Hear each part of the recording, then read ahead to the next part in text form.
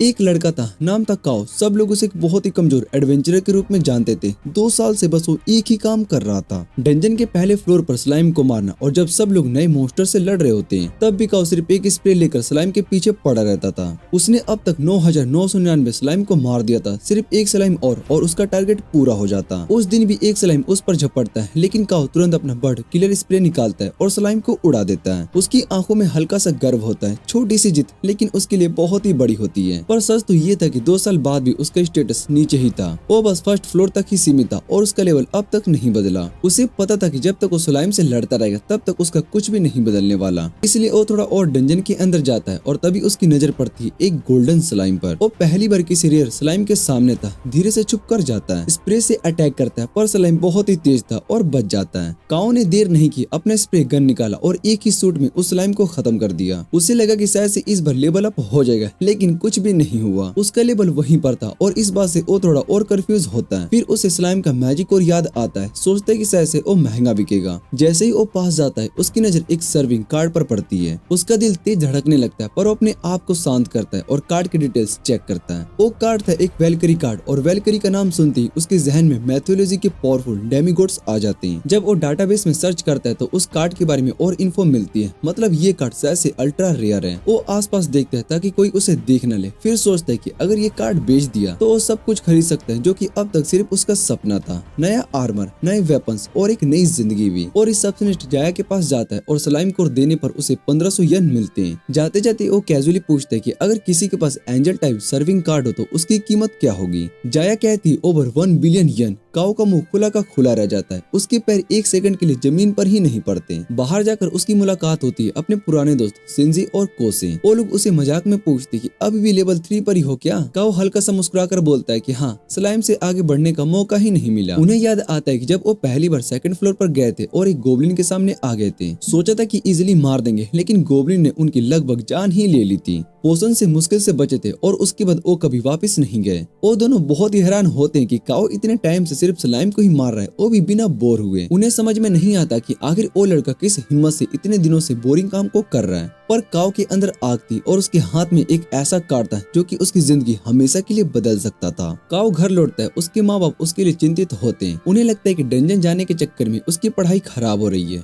पर काओ उन्हें यकीन दिलाता है कि मैं ठीक हूँ। उसकी मुस्कुराहट में थोड़ी थकान और थोड़ी सी छुपी हुई सच्चाई होती है। रात को जब वो नहा रहा होता है, उसके दिमाग में एक ही सवाल घूम रहा होता है, क्या मुझे कार्ड का यूज कर लेना चाहिए। उसे लगता है कि अगर उसने यूज किया तो वो डीपर फ्लोर एक्सप्लोर कर पाएगा, लेकिन फिर सोचता है कि अगर बेच दिया तो जिंदगी सेट हो जाएगी। हर वो चीज खरीद पाऊंगा जो कि अभी तक सिर्फ एक ख्वाब थी। अगली सुबह उसकी मुलाकात होती है एक क्लासमेट से, पूरा। दोनों स्कूल जा रहे होते हैं। पूरा कैजुअली पूछती है कल रात देर से आया था, कहाँ पर गए थे तुम। काओ झूठ बोल देता है, दोस्तों के साथ शहर घूमने गया था। वो हंसते हंसते बात को टाल देता है। फिर रास्ते में उसकी मुलाकात होती है सिंजी और हायो से। काओ तुरंत उन्हें साइड लेकर जाकर कहता है कि पूरा से मत कहना कि मैं डंजन में गया था। दोनों हाँ में सर हिला देते हैं, लेकिन बात यहीं पर खत्म नहीं होती। पूरा उन दोनों से भी कल की बात पूछ लेती है, लेकिन तीनों के जवाब बहुत ही अलग अलग होते हैं। उसे शक होने लगता है कि काओ झूठ बोल रहा है और सच में डंजन गया था। पर काओ मुस्कुराते हुए सब कुछ झुठला देता है, नहीं, मैं कहाँ डंजन जा पाऊंगा। क्लासरूम में बैठकर काओ एक टॉपिक छेड़ता है, सोचो अगर किसी को रेयर सर्वेंट कार्ड मिल जाए तो क्या करेगा। उसके दोस्त हंसते हुए कहते हैं कि सिंपल है, बेच देना चाहिए। वैसे भी सर्वेंट को सिर्फ डंजन में ही समन किया जा सकता है और कार्ड के समन होते ही उसकी वैल्यू 0 हो जाती है। काओ उनकी बात ध्यान से सुनता है और वो जानता है कि अगर उसने सर्वेंट को बुला लिया तो वो कार्ड कभी नहीं बेच पाएगा। लेकिन उसके अंदर एक और जज्बा जाग रहा होता है, मुझे स्ट्रॉन्ग बनना है, बस अमीर नहीं। इसी हिम्मत के साथ वो वापिस से डंजन में जाता है। उसने डिसीजन लिया होता है। वो कार्ड निकालता है और उसे यूज करता है। अचानक उसके सामने एक बड़ी सी एंजल अपीयर होती है। उसका साइज इतना बड़ा होता है कि काओ का मुंह खुला का खुला रह जाता है। एंजल उसकी तरफ हाथ बढ़ाती है, लेकिन तुरंत ही एक चमक होती है और एंजल ट्रांसफॉर्म हो जाती है एक लड़की में जो कि अपना नाम बताती है सेल्फी। काओ उसे देखते ही थोड़ा शॉक्ड में आ जाता है। सोचता है ये तो काफी वीक लगती है, क्या मैंने गलती कर दी 1 बिलियन येन का मौका गवाकर। सेल्फी उससे पूछती तुम ठीक हो। काओ झूठी मुस्कुराहट के साथ कहता है कि हाँ,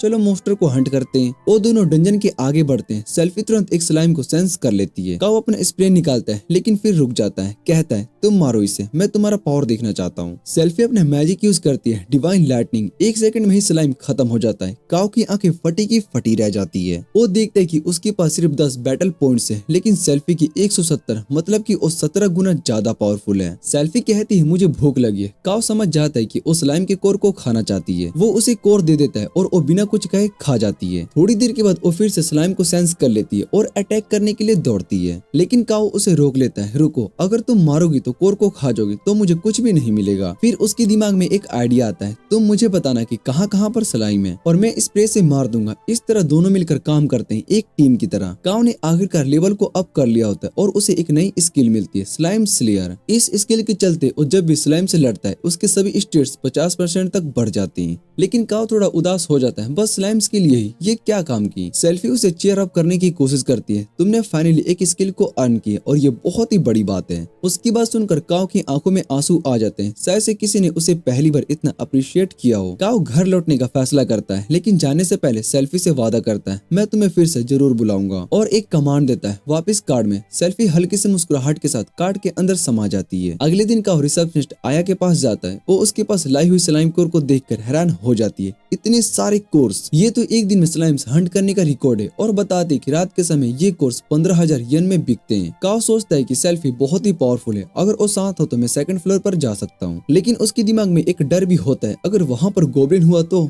उस रात उसे नींद में एक सपना आता है। उस सपने में वो देखते है कि एक लेजेंडरी हीरो कैप्टन कोगी, एक ऐसा इंसान जो कि डंजन के सबसे गहरे हिस्सों तक गया हुआ है। उसकी हिम्मत और समझदारी के लिए सब उसकी तारीफ करते थे। काओ के अंदर एक छुपी हुई ख्वाहिश जागती है, मैं भी वैसे हीरो बनना चाहता हूँ। अगली सुबह वो सेल्फी के साथ सेकंड फ्लोर के लिए निकल पड़ता है। डंजन का माहौल और हवा बदल जाती है और उसके हाथ कांपने लगते हैं। सेल्फी तुरंत समझ जाती है, सब ठीक है। काओ बस कहता है, हाँ मैं ठीक हूँ। सेल्फी उसकी हाथ पकड़ लेती है और उसकी थरथराहट कम हो जाती है। वो मुस्कुराता है, थैंक्स। उसका दिमाग फ्लैशबैक में चला जाता है 2 साल पहले जब वो पहली बार सेकंड फ्लोर पर आया था। वो वापस से भाग गया था। तभी सेल्फी एक गोब्लिन होने का एहसास करती है। काओ फिर से घबरा जाता है और भागने लगता है, लेकिन उसके दिमाग में कैप्टन कोगी का चेहरा आता है। डर के आगे जीत है। वो खुद को थप्पड़ मारने लगता है। सेल्फी हैरान हो जाती है, ये तुम क्या कर रहे हो? काओ कहता है, बस अपने आप को ही पंप कर रहा हूँ। दोनों चुपके से गोब्लिन के पास जाते हैं। काओ कहता है, सेल्फी तुम ही मार दो इसे, मैं नहीं मार सकता। सेल्फी डिवाइन लाइटनिंग कास्ट करने के लिए जा रही होती है, लेकिन काओ रोक देता है, नहीं मैं खुद मारूंगा। लेकिन जैसे ही वो गोब्लिन के सामने आता है उसके पैर फिर से कांपने लगते हैं। वो सेल्फी से कहता है कि अगर मैं मुश्किल में पड़ जाऊं तो हेल्प करना। वो स्वॉर्ड से अटैक करता है लेकिन मिस हो जाता है। गोब्लिन उस पर चार्ज करता है। काओ अपना शील्ड निकाल कर ब्लॉक करता है। गोब्लिन पीछे हट जाता है। काओ फिर से अटैक करता है लेकिन गोब्लिन उसका स्वॉर्ड गिरा देता है। जब गोब्लिन उस पर जंप करता है तो काओ तुरंत अपना स्प्रे यूज करता है और उसकी आंखों में स्प्रे कर देता है, ब्लाइंडनेस कर देता है पूरा। फायदा उठाते हुए काओ अपना स्वॉर्ड उठाता है और वो फ्रीजिंग मूव करने के लिए जा रहा होता है, लेकिन एक पत्थर पर पैर फिसल जाता है। लेकिन गिरते गिरते भी उसका स्वॉर्ड डायरेक्ट गोब्लिन के चेस्ट में लगता है और गोब्लिन गिर जाता है। काओ जीत जाता है। काओ रो पड़ता है, आंखों में खुशी के आंसू होते हैं। सेल्फी मुस्कुराते हुए कहती है, तुमने तो कमाल ही कर दिया। लेकिन फिर सोचती है अगली बार हेल्प कर देनी चाहिए थी। काओ फिर से लेवल अप करता है और हैरान हो जाता है, 1000 स्लाइम्स मारे तब कुछ नहीं हुआ, लेकिन एक गोब्लिन ने मुझे लेवल अप करवा दिया। उसके चेहरे पर एक ऐसा जज्बा होता है, अब मैं रुकने वाला नहीं हूँ। काओ एक नई स्किल सीखता है जिसका नाम होता है गोब्लिन स्लेयर। ये स्किल उन लोगों को मिलती है जो कि अपने अंदर के गोब्लिन के डर को हराकर खुद एक गोब्लिन को मार देते हैं। इस स्किल की वजह से गोब्लिन से लड़ते वक्त उसके स्टेट्स 10% तक बढ़ जाते हैं। लेकिन ये स्किल टेम्परेरी होती है क्योंकि ये उसका थोड़ा सा लक था। फाइट के दौरान वो और भी ज्यादा गोब्लिन का शिकार करने लगता है और उसके स्टेट्स लगातार बढ़े जा रहे होते हैं। काओ सोचता है कि शायद से सेल्फी को डंजन के बारे में कुछ पता हो, लेकिन सेल्फी बताती है कि उसे कुछ खास नहीं पता, बस वो इतना जानती है कि उसे अपने मास्टर के काम आना है। काओ वापस आया के पास जाता है जो कि गोब्लिन के कोर को देखकर हैरान हो जाती है। वो इम्प्रेस्ड होती है कि काओ अपने पहली ट्राई में 4 कोर्स को कलेक्ट कर पाया। अगली सुबह काओ की माँ उसे उठाती है, लेकिन काओ इतना थका हुआ होता है कि हिल भी नहीं पाता। माँ उसे कहती है कि इतना ज्यादा काम मत करो। फिर काओ कुरा से मिलता है जो सोचती है कि उसने डंजन जाकर फाइट की होगी क्योंकि उसका बदन दर्द कर रहा होता है, लेकिन काओ मना कर देता है। वो बताता है कि वो बॉडी बिल्डर जैसा ट्रेनिंग कर रहा है ताकि मसल बढ़ा सके, लेकिन कुरा कहती है कि ऐसा देखने में अच्छा नहीं लगता। स्कूल में वो अपने दोस्तों को बताता है कि वो गोब्लिन का शिकार करना शुरू कर चुका है, जिसे सुनकर वो सब हैरान हो जाते हैं कि वो एक गोब्लिन को मार पाया। वो थोड़ा नाराज होता है कि सबने उस पर डाउट किया, लेकिन कहता है कि अब उसको अपनी स्किल पर पूरा भरोसा है, इसलिए वो डंजन के अंदर और भी गहरा जाएगा। काओ लगातार गोब्लिन का शिकार करता है और लेवल 10 तक पहुंच जाता है, लेकिन अपने स्टेट्स में इतनी बढ़ाई देखकर बहुत ही हैरान हो जाता है। उसे एक नई स्किल मिलती है जिसका नाम होता है गॉड्स ब्लेसिंग, जो कि उन लोगों को दी जाती है जिन्हें देवता प्यार करते हैं। ये स्किल हर बार लेवल अप होने पर स्टेट्स और ज्यादा बूस्ट कर देती है जितना देवता उस पर प्यार करते हैं। काओ खुश होता है कि उसके पास अब एक बहुत ही पावरफुल स्किल आ गई है। और वो अचानक सेल्फी के सामने झुकता है क्योंकि उसे लगता है कि ये स्किल उसी से जुड़ी हुई है। वो उसका हाथ पकड़ता है और कहता है कि मुझे खुशी है कि मैं तुमसे मिला। और सेल्फी को भी खुशी होती है कि उसका एक ऐसा मास्टर है जो कि उसकी बहुत ही परवाह करता है। वो दोनों एक लंबे स्केलेटन के सामने आ जाते हैं। काव सोचते है कि शायद से उस स्केलेटन पर भी उसके गॉडेस ब्लेसिंग का असर हो। सोफी बैरियर बनाती है और स्केलेटन अटैक करता है, लेकिन बैरियर उसे रोक लेता है। काव अपनी नई तलवार से स्केलेटन पर वार करता है, लेकिन उसे कोई नुकसान नहीं होता।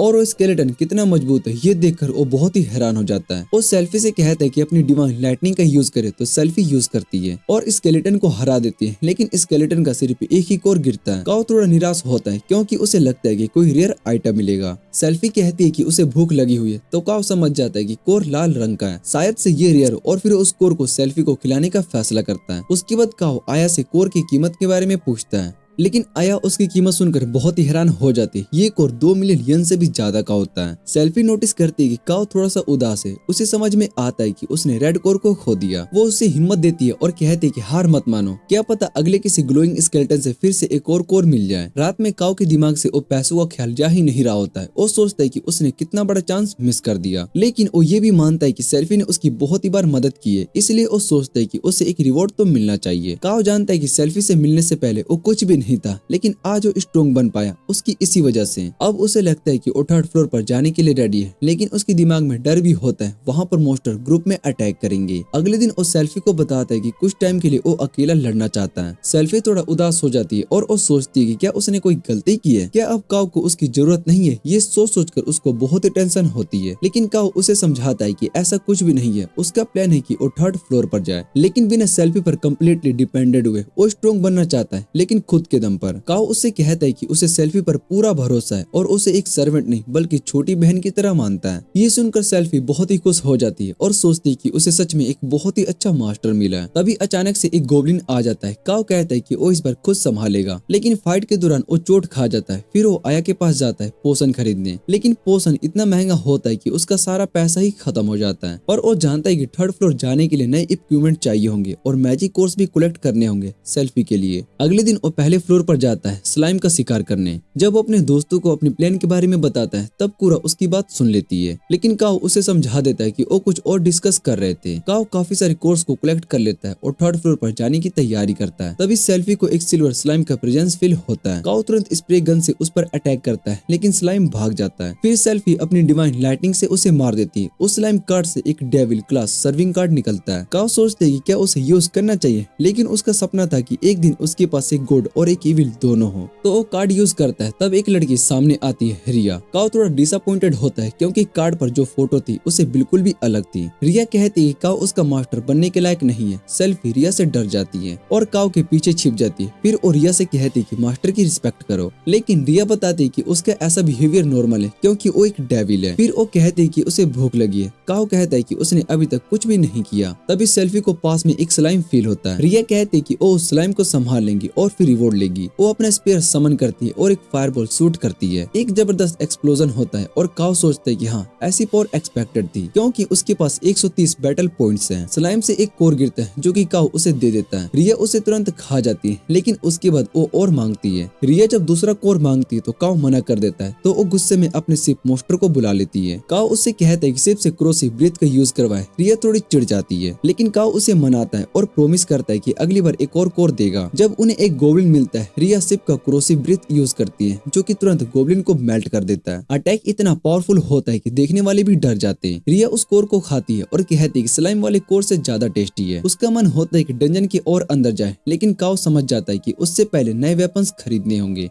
और शायद से रिया थक गई होगी। सेल्फी उससे प्यार से समझाती है काव सिर्फ इसलिए रोक रहा है क्योंकि उसकी परवाह करता है। ये सुनकर रिया मान जाती है और कहती है कि वो कल तक रुकेगी। अगले दिन तीनों 3rd फ्लोर के लिए निकलते हैं। काव बताता है कि उसने एक महंगा क्रॉसबो लिया है, लेकिन रिया उससे कहती है कि असली ताकत प्राइस में नहीं वेपन की क्वालिटी में होनी चाहिए। जब वो 3rd फ्लोर पर पहुंचते तो उन्हें 2 हेलहाउंड्स मिलते हैं। काव उन्हें क्रॉसबो से शूट करता है, लेकिन वो मिस कर देता है और दोनों मॉन्स्टर्स उस पर चार्ज करने लगते हैं। सेल्फी तुरंत बैरियर क्रिएट करती है और यह एक पावरफुल अटैक करके उन्हें उड़ा देती है। काव उसे रिवॉर्ड में एक कोर देता है, लेकिन रिया दोनों कोर मांगती है क्योंकि उसने दोनों हेलहाउंड्स को मारा है। काव उसे मना कर देता है और प्रॉमिस करता है कि अगले मॉन्स्टर के बाद उसे और कोर्स मिलेंगे। रिया मजाक में कहती है कि अगर उसने झूठ बोला तो उसे हेल भेज देगी। थोड़ी देर के बाद 2 वाइल्ड बोर्स अटैक करते हैं। रिया फिर से उन्हें ब्लास्ट करने की कोशिश करती है, लेकिन एक बोर बच जाता है और काव की तरफ तरफ दौड़ता है। काव घबरा जाता है, लेकिन एक एरो फायर करता है जो कि बोर की आंखों में लगता है। बोर रुकता नहीं और काव को गिरा देता है। सेल्फी उसकी हेल्प करने के लिए जाती है, लेकिन तब तक काव दूसरा एरो छोड़कर बोर को हेडशॉट दे देता है और फाइनली उसे मार भी देता है। सेल्फी उसकी तारीफ करती है, लेकिन रिया थोड़ा मजाक उड़ाती हुई कहती है कि वो घबरा गया था। काव हंसकर कहता है कि वो सिर्फ फिसला था, डरा नहीं था। इन सब के बाद काव को रियलाइज होता है कि वो कुछ ज्यादा नहीं कमा पाया, क्योंकि रिया बार बार उसके सारे कोर्स को खा गई। तभी उसके कान में कुछ लड़कियों की बातें पड़ती है जो कि कह रही होती कि उन्होंने 6th फ्लोर तक रिसर्च किया है, वो भी पार्टी बनाकर। काव सोचता है कि वो भी सेल्फी और रिया के साथ 6th फ्लोर तक पहुंच सकता है। स्कूल में उसके दोस्तों को लगता है कि काव इतना खुश क्यों है, जबकि सब लोग यूनिवर्सिटी के फ्यूचर को लेकर स्ट्रेस में। काव ने अब तक अपना फ्यूचर प्लान भी नहीं बनाया। पूरा ये सब सुनती है और उससे पूछती कि वो किस यूनिवर्सिटी का सोच रहा है। काव मुस्कुराता है और वो कहता है कि उसकी अब भी यही इच्छा है कि वो उसी कॉलेज में हो जहाँ पर पूरा हो। बाद में जब डंजन में मॉन्स्टर का शिकार हो रहा होता है, रिया फिर से सारे कोर्स को खा लेती है। काव सेल्फी से पूछते कि कुछ दिक्कत है, तो सेल्फी हल्के से मुस्कान के साथ कहते कि सब ठीक है। शाम को घर जाकर काव एक इमोशनल मूवी देखता है और उसे लगता है कि कहीं सेल्फी और ये एक दिन लड़ न पड़े। उसके मन में टेंशन आती है और वो डिसाइड करता है कि कल कुछ ऐसा करेगा जिससे कि दोनों के बीच में दोस्ती बनी रहे।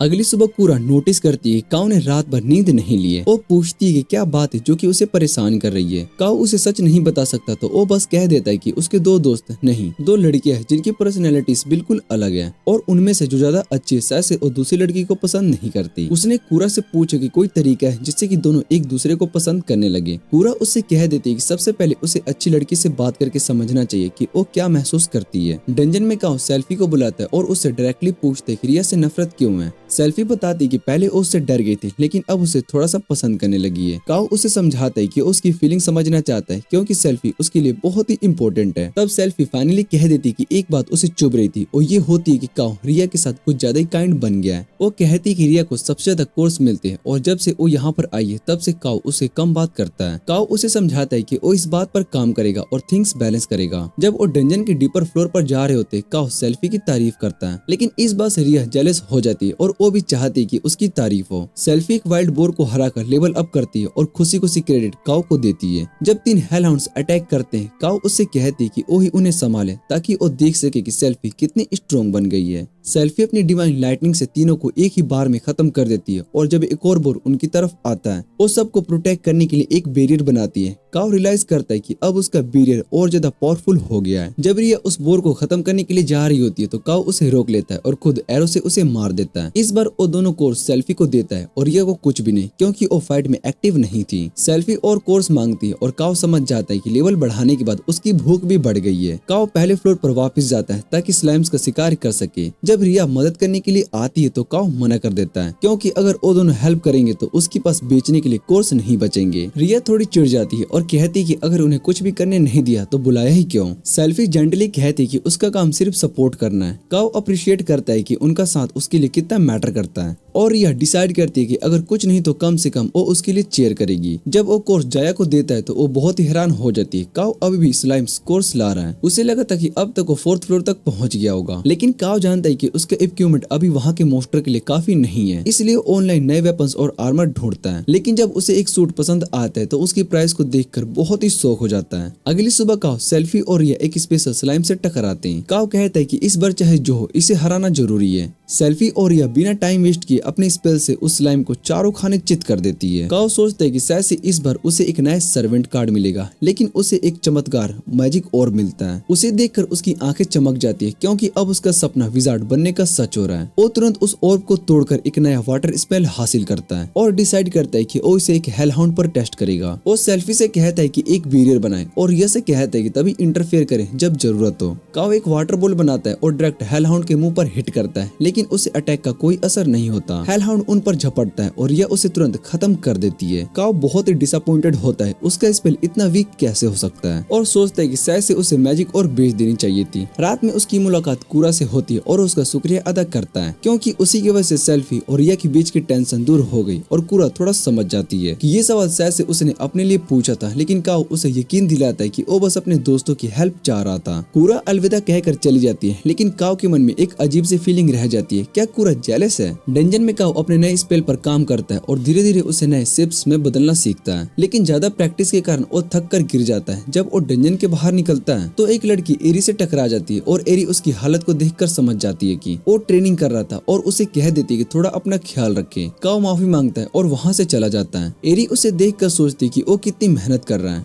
और अपने साथी मिको को कहती कि उन्हें भी उसकी तरह मेहनत करनी चाहिए। दोनों मिलकर मॉन्स्टर का शिकार करने का प्लान बनाते हैं। दूसरे दिन स्कूल में काओ अपनी क्लास में सोती हुई टीचर से डांट खाता है। जब टीचर पूछती कि वो ट्रेनिंग क्यों कर रहा था तब सब उस पर हंसने लगते हैं। उसके दोस्त उससे पूछते हैं कि वो क्या कर रहा है तो काओ कहता है कि वो अपने वाटर बॉल स्पेल को बेटर बना रहा है जो उसके रेड्स के लिए यूजफुल होगा। तभी कासुरा उसे सुन लेती है और पूछती कि क्या वो सच में डंजन में ट्रेनिंग कर रहा है। काओ तुरंत झूठ बोल देता है कि वो डांस सीख रहा है। कासुरा थोड़ा कंफ्यूज होकर कहती कि अपना ख्याल रखे। बाद में काओ एक गोब्लिन पर वाटर स्पेल टेस्ट करता है। इस बार वो स्पेल गोब्लिन के मुंह में जाकर उसे डुबो देता है, लेकिन काओ रियलाइज करता है कि वो अभी लेवल 11 पर ही अटका हुआ है क्योंकि थर्ड फ्लोर के मॉन्स्टर से अभी उसे ज्यादा एक्सपीरियंस नहीं मिला है। काओ सोचता है कि अब उसे डंजन की और अंदर जाना चाहिए। अगले दिन वो वही महंगा सूट पहनता है जो कि उसने ऑनलाइन देखा था, लेकिन लूरिया उसे देखकर कहती है कि वो लूजर है। काओ बताता है कि ये सूट उसके बॉडी को प्रोटेक्ट करता है, लेकिन मटेरियल्स पतला होने की वजह से उसे चोट का दर्द होता है। साथ ही उसने एक ब्रेसलेट भी खरीदा है जो कि उसके स्पेल को स्ट्रॉन्ग बनाता है, पर अभी तक उसने उसका टेस्ट नहीं किया। जब वो चौथे फ्लोर पर पहुंचते हैं तो सोफी एक डेंजरस मॉन्स्टर के प्रेजेंस को फील करती है और तभी एक जायंट कॉकरोच आ जाता है और दोनों लड़कियां पैनिक में आ जाती है और अपने स्पेल से उस कॉकरोच को उड़ा देती है। जबकि काओ कंफ्यूज रहता है क्योंकि सब उसे छोड़कर आगे बढ़ जाते हैं। 5वें फ्लोर पर पहुंचकर सेल्फी उससे कहती कि बस डर गई थी इसलिए आगे निकल गई। काओ उससे नाराज नहीं होता बल्कि कहता है कि तुम लोगों ने चौथे फ्लोर को एक झटके में क्लियर कर लिया। उसने कॉकरोच के कोर्स को कलेक्ट किया और जब उन्हें गर्ल्स को खिलाता है तो वो दोनों का चेहरा बिगड़ जाता है क्योंकि उनका टेस्ट बहुत ही बेकार होता है। 5वें फ्लोर पर मॉन्स्टर्स सैंड और मंड के बने होते हैं जिनके ऊपर फिजिकल अटैक्स का कोई असर नहीं होता। जब काओ उन्हें मारने की कोशिश करता है तो वो फेल हो जाता है। तब रिया अपने हेल फायर यूज करके उन्हें जला देती है। काओ समझ जाता है कि इस फ्लोर पर उसे लड़कियों की मदद लेनी ही पड़ेगी। आगे बढ़ती हुई सेल्फी एक वॉल के पीछे कुछ मॉन्स्टर्स महसूस करती है। पीछे एक सीक्रेट पैसेज मिलता है जहाँ पर वो सब कुछ संभाल कर चलने लगते हैं। काओ सबको कहता है कि जगह थोड़ी डेंजरस लग रही है, लेकिन तभी रिया एक ट्रैप एक्टिवेट करती है और एक तीर सीधा काओ को लगता है जिससे कि वो दर्द से चिल्ला उठता है। आराम करने के बाद वो सब आगे बढ़ते हैं और एक बड़े दरवाजे के पास पहुंचते हैं। सेल्फी बताती है कि उसके अंदर कोई बहुत ही स्ट्रॉन्ग मॉन्स्टर है। काओ दरवाजा खोलने की कोशिश करता है लेकिन नहीं खुलता। शायद कोई आइटम चाहिए होती है, पर सेल्फी बिना रुके अपने डिवाइन लाइटनिंग यूज करती है और दरवाजे में एक बड़ा होल कर देती है जिससे सब अंदर आ पाते हैं। अंदर उन्हें 2 बॉस मॉन्स्टर मिलते हैं, एक बड़ा ओगरे और एक पावरफुल स्लाइम। सब पहले वो ओगरे को टारगेट करते हैं, लेकिन जब लड़की अपने मैजिक यूज करती है तो कुछ असर नहीं होता क्योंकि वो मॉन्स्टर मैजिक से इम्यून होता है। ओगरे सब पर अटैक करता है, लेकिन सोफी बैरियर बनाकर सभी को बचा लेती है। काओ रिया से कहता है कि स्लाइम का ध्यान रखे और खुद ओगरे पर एरोस चलाता है। तभी उसे समझ में आता है कि ओगरे पर फिजिकल अटैक्स का असर नहीं होता,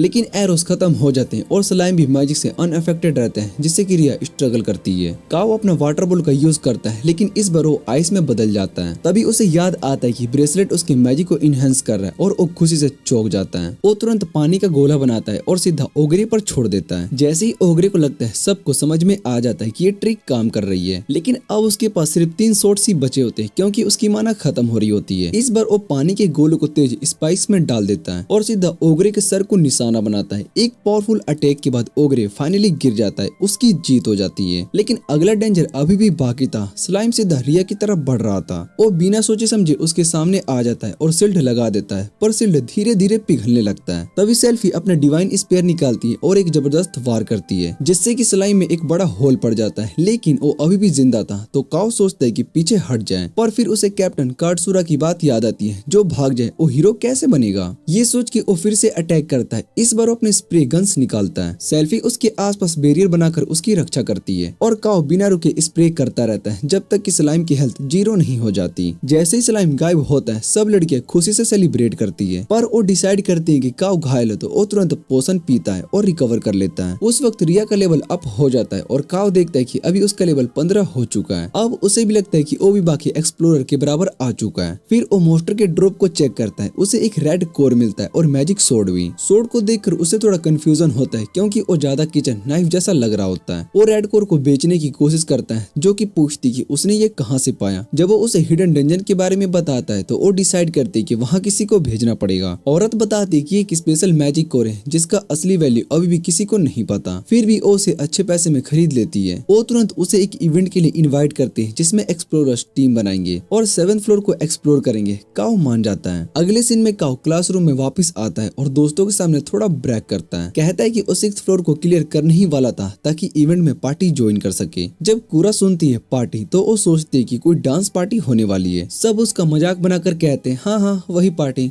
तो कूरा भी कहते है कि मैं भी चलूंगी। इवेंट का दिन आता है और कई सारे एडवेंचरर्स वहाँ पर पहुँचते हैं। काओ को अरी का ग्रुप मिलता है और वो सोचते हैं कि क्या ये लोग उसकी पार्टी बनेंगे। फ्लैशबैक में हमें दिखाया जाता है कि कूरा कैप्टन काशी की बेटी है। जब कैप्टन निकलता है तो कूरा उसे बाय करती है और कहती है कि डिनर में जल्दी लौटना। वो हंसकर प्रॉमिस करता है। प्रेजेंट में कूरा सुबह उठती है और स्कूल जाने के लिए निकलती है। सोचती है कि क्या कार्डो फिर से ट्रेनिंग कर रहा होगा। एक्सप्लोरर्स लाइन में लगते हैं। ट्रांसफर गेट एक्टिवेट होता है और काओ अरी के ग्रुप के साथ अंदर चला जाता है। वो खुश होता है कि सब सेफ पहुंच गए क्योंकि उसे ट्रांसफर गेट का थोड़ा डर लगता है। तभी लड़कियां कहती कि हम भी थोड़ा डर रही थी, लगता है कि हम सब एक ही जैसे हैं। वहीं एक आदमी उन्हें 7th फ्लोर की तरफ लेकर जाता है और बताता है कि इवेंट 3 घंटे तक चलेगा। जैसे ही वो लोग अंदर जाते हैं उन्हें एक कन्वीनियंस स्टोर दिखाई देता है। तो सब डिसाइड करते हैं कि अपनी जरूरत की चीजों को यहाँ से ले लेते हैं। मिका नोटिस करती है कि काओ का बैग काफी भरा हुआ है तो हैरान होती है कि लड़कियां अपना सामान कैसे लेकर जा रही है। तब लड़कियां उसे मैजिक बैग्स दिखाती है। काओ को विश्वास नहीं हो रहा होता है क्योंकि वो बैग्स बहुत ही महंगे होते हैं। फिर लड़कियां बताते हैं कि उनके माँ बाप ने उनके लिए ये बैग्स खरीदे।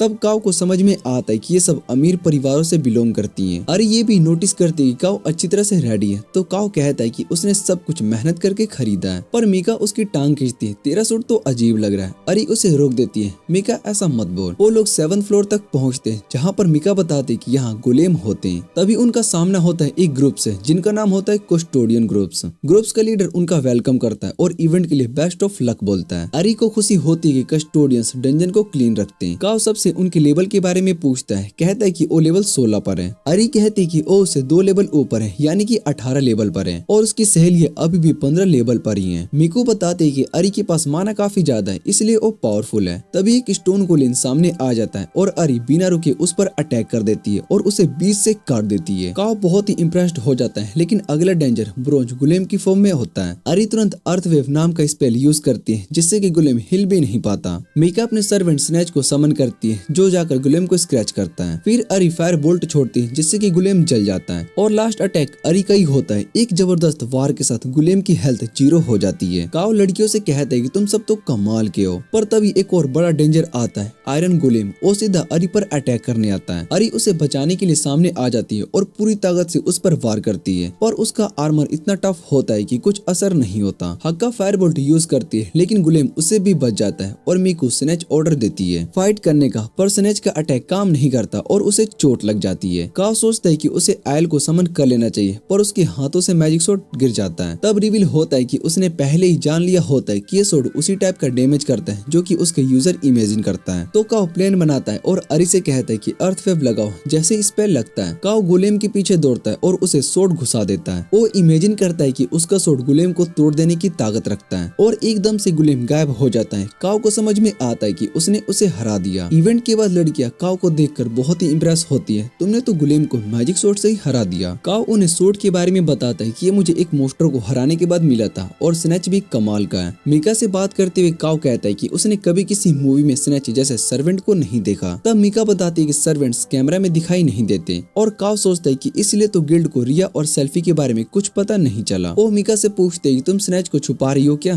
तब मीका बताती है कि उसने स्नेच को एक नीलामी से खरीदा था और वो गिल्ड में रजिस्टर भी करवा दिया है इसलिए सबको उसके बारे में पता है। अरी काओ से पूछती है कि तुम हमारे पार्टी में फिर से शामिल होना चाहोगे। हम अगले ट्रांसफर गेट तक जाना चाहते हैं जो कि 11th फ्लोर पर है। काओ थोड़ा हिचकिचाता है। मुझ में क्या खास बात है, मैं तुम्हारे जैसा स्ट्रॉन्ग नहीं हूँ। लेकिन लड़कियां मुस्कुराते हुए कहती कि वो सब मैटर नहीं करता, हमें तुम्हारा साथ पसंद है। अरी पूछती है क्या तुम्हारे पास अपनी कोई पार्टी नहीं है। काओ बताता है कि मैं किसी एक्सप्लोरर के साथ काम नहीं करता पर मेरे साथ एक गॉड और एक डेविल हमेशा होते हैं। लड़कियां बहुत ही कंफ्यूज होती है। उन्हें समझ में नहीं आता है कि वो क्या कह रहा है। काओ सोचता है कि अगर उसने रिया और सेल्फी के बारे में बता दिया तो लोग उसे अजीब समझेंगे, क्योंकि दोनों सर्वेंट्स बहुत ही यंग दिखती है। इसलिए वो कहता है कि मुझे थोड़ा टाइम चाहिए, मैं किसी से बात करना चाहता हूँ। और ये उसकी सिचुएशन समझ जाती है, ठीक है अपना टाइम ले लो। जिसके बाद काओ अपने कॉन्टैक्ट लेंस को पहनता है, जिसके थ्रू वो हर चीज के स्टेट्स को देख सकता है। फिर वो वापस डंजन में जाता है और रिया और सेल्फी को समन करता है, पर दोनों नाराज लगती है क्योंकि काओ ने उन्हें यूजुअल टाइम पे नहीं बुलाया। काओ समझाता है कि मैं बिजी था। वो उन्हें अरी के ग्रुप के बारे में बताता है, लेकिन रिया और सेल्फी कहती है कि तुम्हें उनके साथ जाने की कोई जरूरत नहीं है जब हम तुम्हारे साथ हैं। इसके बाद सीन चेंज होता है और हम देखते हैं कि काओ कूरा के साथ होता है। कूरा पूछती है कि सैटरडे को फ्री हो, मुझे शॉपिंग के लिए जाना है। काओ हाँ बोलता है और कूरा अपनी एक फ्रेंड से मिलवाती है और दोनों चलती है। तभी सिंजी और हाओ काओ को देखते हैं और टीज करते हैं, डेट पर जा रहे हो क्या? काओ हंसते हुए कहते हैं कि नहीं यार, बस शॉपिंग के लिए जा रहे हैं। फिर उसके फ्रेंड्स उसके इवेंट के बारे में पूछते हैं तो वो बताता है कि मैं 3 लड़कियों के साथ एक पार्टी में था जो कि मेरी ही एज की है, और उसके दोस्त बहुत ही एक्साइटेड हो जाते हैं। एक्सप्लोरर बनना तो सच में बहुत ही मजेदार है, और वो डिसाइड करते हैं कि वो भी डंजन वापस जाएंगे। बाद में वो कूरा के साथ मॉल में जाता है। फिर काओ और कूरा एक मॉल में एड को देखते हैं जिसमें मैजिक कोर्स के बारे में होता है। कूरा नोटिस करती है कि काओ ध्यान से सुन रहा होता है, तो वो कहती है कि आज के दिन डंजन के बारे में मत सोचना। फिर वो उसे याद दिलाती है कि तुम्हें याद है लास्ट टाइम हम कब बाहर गए थे? काओ स्माइल करता है, हाँ जब हम छोटे थे और तुम्हारे पापा भी साथ थे, मजा आया था बहुत। कूरा नए कपड़े ट्राई करती है और हर बार काओ से पूछती है कि काओ हर बार वही कहता है, तुम पर तो सब बहुत ही अच्छा लगता है। कूरा उससे पूछती है कपड़ों में उसे कौन सा सबसे ज्यादा पसंद आया। काओ मुस्कुराता है और कहता है जो तुम पहनी हो वही। और ये सुनते ही कूरा डिसाइड करती है कि वो वही खरीदेगी। शॉपिंग के बाद दोनों बाहर निकलते हैं और कूरा कहती है कि उसका मन तो बोट राइड करने का है। काओ उसके साथ चला जाता है, लेकिन बोट में बैठकर उसे महसूस होता है कि आसपास सब कपल ही है, जैसे वो लोग भी डेट पर हो। फिर भी वो सोचते कि कूरा तो कभी मुझे डेट करेगी ही नहीं। कूरा नोटिस करती है काओ का बॉडी थोड़ा फिट लग रहा है और वो समझ जाती है कि ये सब उसकी ट्रेनिंग का रिजल्ट है। फिर वो हल्की सी मुस्कुराहट के साथ कहती है कि आज तो बहुत ही अच्छा दिन था। दिन ढलने लगता है और दोनों स्टेशन पर पहुंचते हैं, जहाँ पर वही मैजिक कोर वाला एड फिर से दिखाई देता है। काओ उस एड को घूरता है और कूरा की माँ को अपने बच्चों के साथ देखकर कहती है कि चलो कहीं और चलते हैं घर जाने से पहले। वो दोनों गिल्ड के पास जाते हैं जहाँ से डंजन बहुत ही नजदीक होता है। कूरा सोचती है कि शायद से उसका फादर अभी भी डंजन के अंदर है। उसे वो दिन याद आता है जब उसके पापा ने प्रॉमिस किया था डिनर के लिए, पर वो कभी वापस नहीं आए। कूरा काओ से कहती कि आज का दिन मजेदार था पर अब मुझे चलना चाहिए। जाते वक्त काओ हल्का सा कह देता है मैं तुम्हारे पापा जैसा हीरो बनना चाहता हूँ, पर जब कूरा पलट कर देखते तो काओ अनजान बन जाता है, जैसे उसने कुछ कहा ही नहीं। सीन वापस से डंजन में शिफ्ट होता है जहाँ पर काओ अपना नया अटैक ट्राई करता है। वाटर बॉल को एक सोर्ड के साथ मिलाकर एक फ्रोजन ब्लेड बनाता है जिससे कि ओगुलेम को हराता है। सोफी उसकी टेक्निक को देखकर बोलती कि वाह